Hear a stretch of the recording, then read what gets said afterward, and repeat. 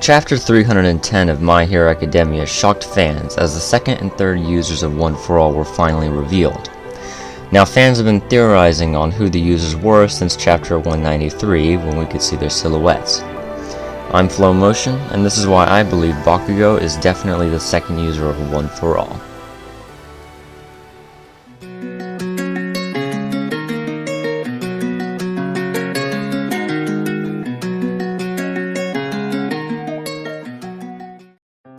So in Chapter 310, the second user was revealed to be a look-alike of our beloved Bakugo, with his angry eyes and his spiky hair and his gauntlets. However, most fans believe that it couldn't possibly be Bakugo because they couldn't see Horikoshi, the author, instigating a time travel element into his story. Time travel is kind of a touchy subject, it seems. If we look at the dialogue between the first user and the second user, however, Yoichi states that it doesn't make sense for the second user to extend a hand to him. If you're living in a time where All For One is at the height of his power, it doesn't make sense to be reaching out a hand to your worst enemy's brother. You'd be harming his family to harm him rather than helping them. It just doesn't make sense for the second user to find the first user and think of him as any more than just the brother of his enemy.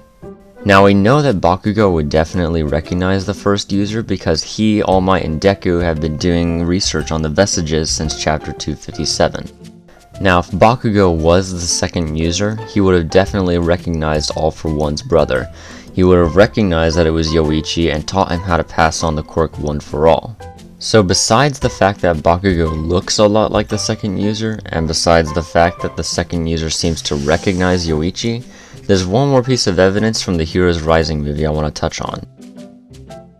In Heroes Rising, Deku and Bakugo are faced with a villain that can only be beaten by having double One For All. So Deku transfers the power to Bakugo, and they both go all out. In the end, the two of them lay unconscious as the power leaves Bakugo and returns to Deku. And your courage has only strengthened it.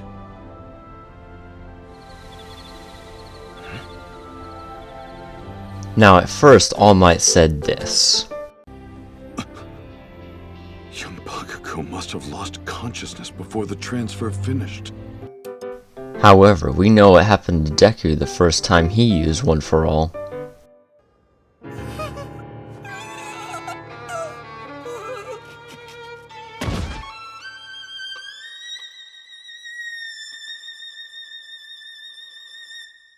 And so, All Might changed his theory.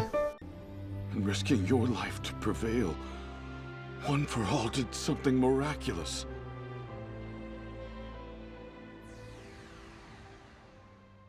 That's right.